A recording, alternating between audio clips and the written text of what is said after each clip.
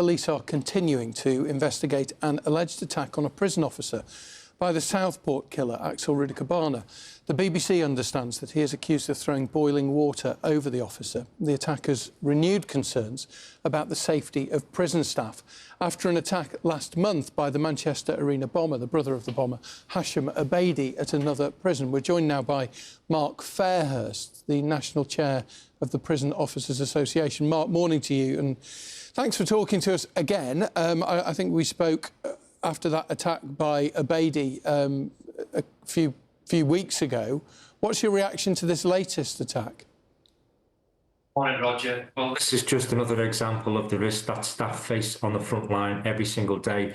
And we really need to review how we manage prisoners who are determined to carry on with their atrocities, even though they're incarcerated.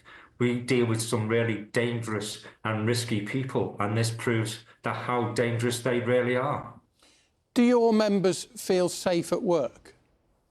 No, not at all. And violence against staff has been escalating over the past couple of years, and it's now at a peak, a 10-year high. And that's why we're calling for stab-proof vests in high-risk areas. We're calling for slash-proof vests in prisons that need them because of the levels of violence they face. And, of course, the tactical use of taser in a high-security estate. But I feel now is the right time. We need to go further now. We need to review how we manage really dangerous people who pose such a threat to staff that they are at significant risk. And I'm only talking about a handful of prisoners who pose that risk. Why would a high-risk prisoner, such as the ones that you've described, be given access to a kettle that can be filled, create a pot of boiling water, or indeed, as we saw with Abedi, access to facilities that enable them to have hot cooking oil? It absolutely beggars belief, doesn't it, Roger? But this is what we're up against, and I feel it's appeasement of these type of prisoners. We need to restrict what they have so they can't fashion weapons out of the resources that we give them, and we need to review how we manage them. So it's not as if we don't know the history of these offenders. We know their violent tendencies, and we know the risk they pose to staff. But just to give you an example of what Belmarsh staff are up against, over the past 12 months, Belmarsh has had over 348 assault incidents. That's not enough one a day. Yet for several years, they've failed to fully lock down that jail and search every cell. And you have to ask, why is that the case when that jail is so violent? And presumably that's because they haven't got the resources to do it, is it? They do have the resources, and staff want to lock down the jail and get rid of all the illicit items and the weapons. But again, it's down to the senior leaders who are refusing that. So, for example, staff could say to a manager, I don't want that prisoner to have a kettle in their cell because I feel they will threaten me with it. And that member of staff could get overruled by the manager, who will allow the prisoner to have a kettle, along with other resources as well. Staff are consistently being undermined by managers whose sole purpose is to appease prisoners.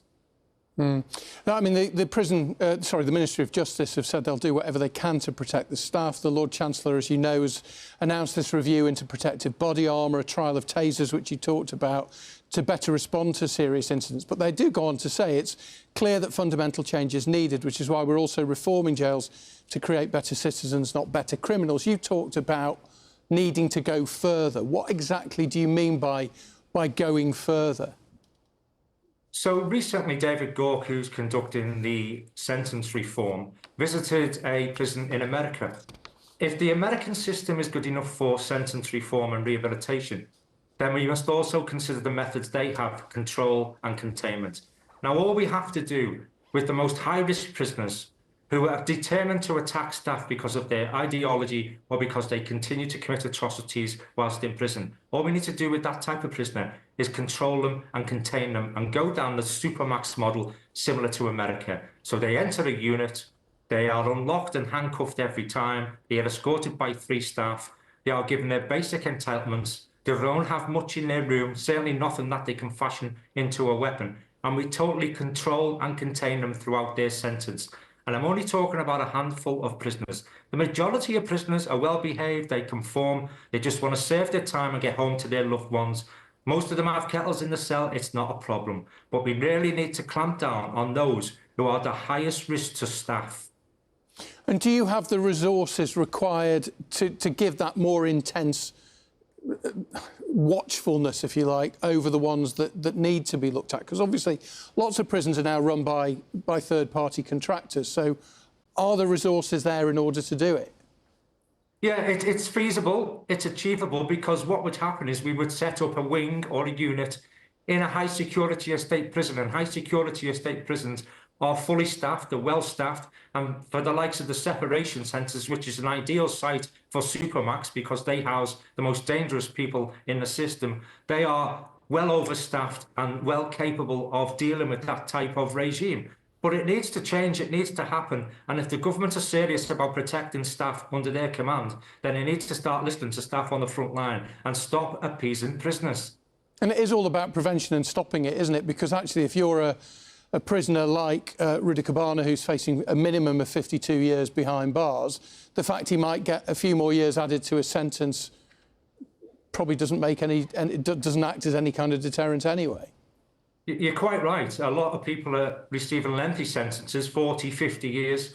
And we're talking about the type of people who can fashion weapons out of a biro pen and a pencil, whose sole purpose, because of their ideology or because of their violent tendencies, is to target staff, attack staff, and commit atrocities. We really need to control and contain these prisons. They cannot be reformed, they cannot be rehabilitated. That is their choice. They've decided to live their life and serve their sentence in that manner. So we really need to clamp down on them and totally control them and keep our staff safe. Mark Fairhurst from the Prison Officers Association, as always, thanks very much for talking to us this morning. Thank you, Roger.